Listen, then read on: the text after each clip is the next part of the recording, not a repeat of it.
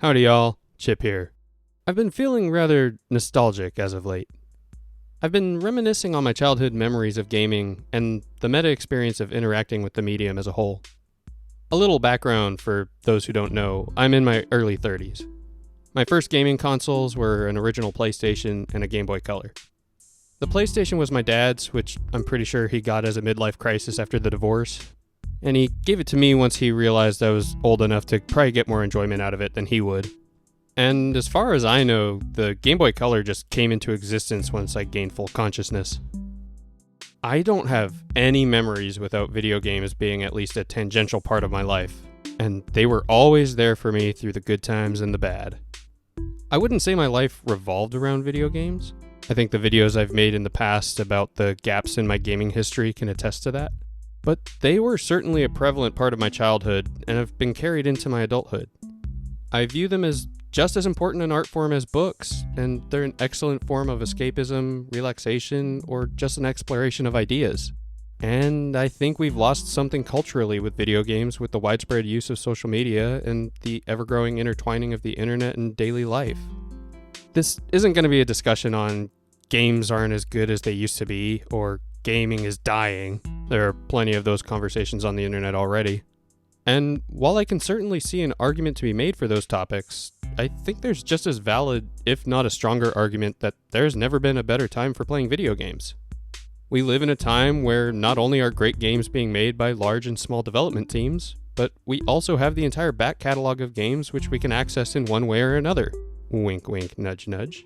What I'm talking about is more the culture surrounding video games as a whole.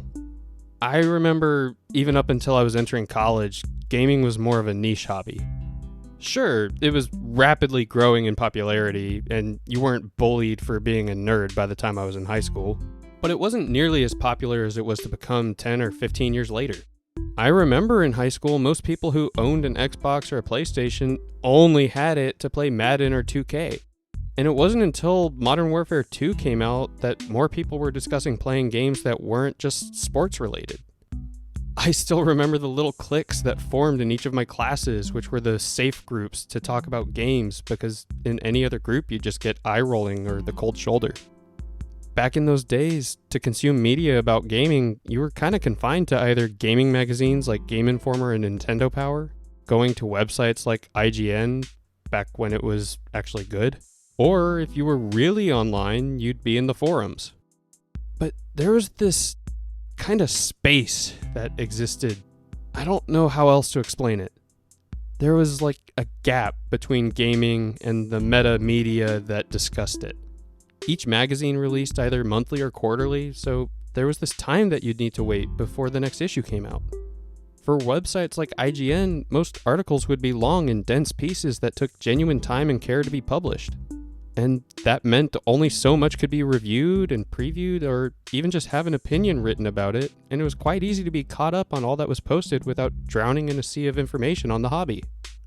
I wasn't very clued into the gaming forum scene, but I imagine this was the closest equivalent to Twitter we had, but this space didn't seem to influence much outside of the maybe die-hard gamer sentiments. And even when sites like Twitter were taking off, the following of gaming news was relatively slow compared to today, as most news came from sources like IGN, but it was filtered through certain Twitter users. There was a bit more access to information through following the journalists, but you could follow the handful you were interested in the insight from, and that acted as a filter to keep you from going insane. Little did we know at the time. And outside of the media about gaming, there were gaming events. We had midnight releases, which were such a beautiful thing, and they're just a memory of a bygone era that I just can't believe we've moved away from. I remember waiting for hours outside of a GameStop for Call of Duty Modern Warfare 2, Halo ODST and Reach, StarCraft 2, and even Wrath of the Lich King. The build-up to the release of the game was akin to any major cultural event.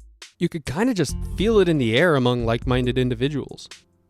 There was just this known countdown until the big release, and everyone would be electric in line for the next big gaming moment, sharing stories from the previous game in the series, discussing plans on getting out of the next day's responsibilities to keep playing the game, discussing how much absolute garbage food would be consumed over the next 36 hours.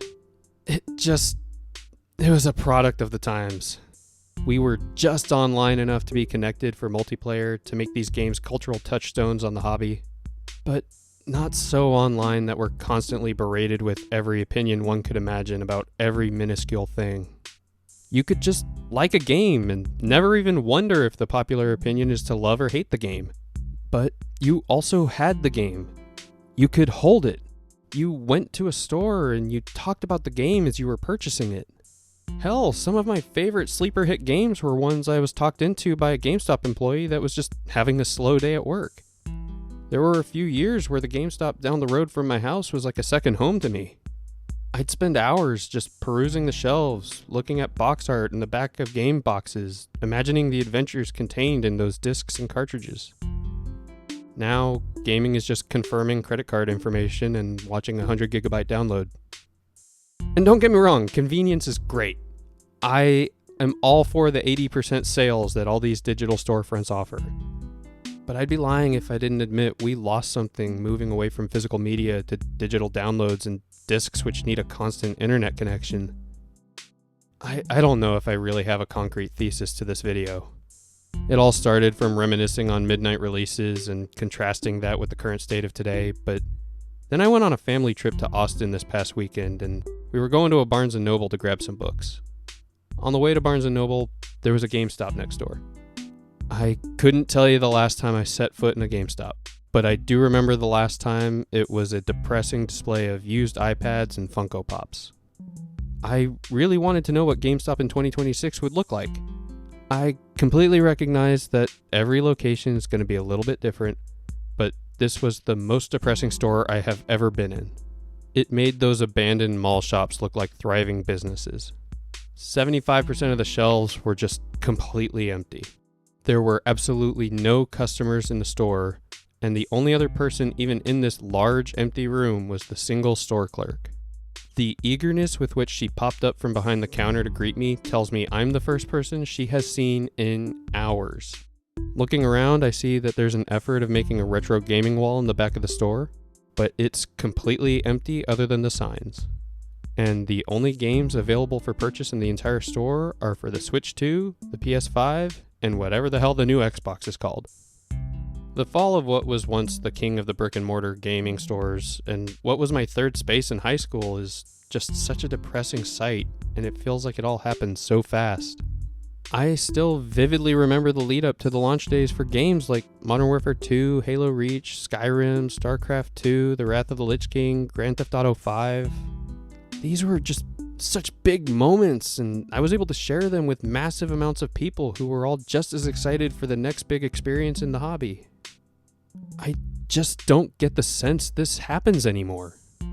Half the time, I don't even know when the big games of the year are launching, and I only really find out when they did because streamers are posting VODs all over YouTube of the first few days of gameplay. I don't get the sense there's a huge countdown timer to the release that the collective community is waiting on bated breath to experience. It honestly just feels like games just eventually drop, people play them, then rant about either loving or hating it online, all the while the game gets patched to oblivion over the first few months to the point the product 6 months later is completely different from what everybody was discussing at launch.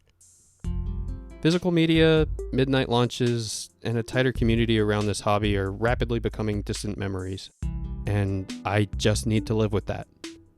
This is my boomer moment of realizing the world I grew up in no longer exists.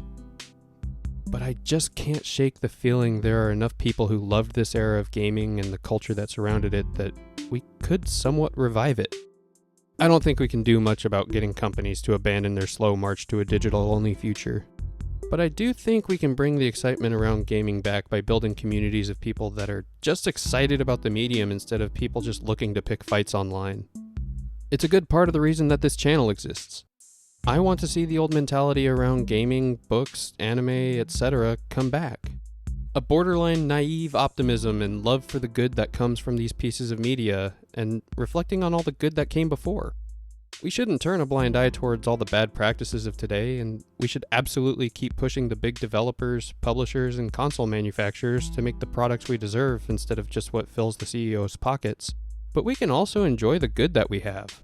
That's what I want this space to be. Anyway, that's all I've got for this week. I hope this wasn't too rambly of a video, and I hope you got something from it. I'd love to hear any good stories from midnight releases you have, or if there are any old or modern games you're playing and you just want to gush about them. If you aren't already subscribed, I'd appreciate it if you hit that button. It doesn't cost a dime, but it helps the channel reach new folks. Hit that thumbs up button if you liked the video. Ignore all buttons if you didn't. And until next time, keep it tuned in.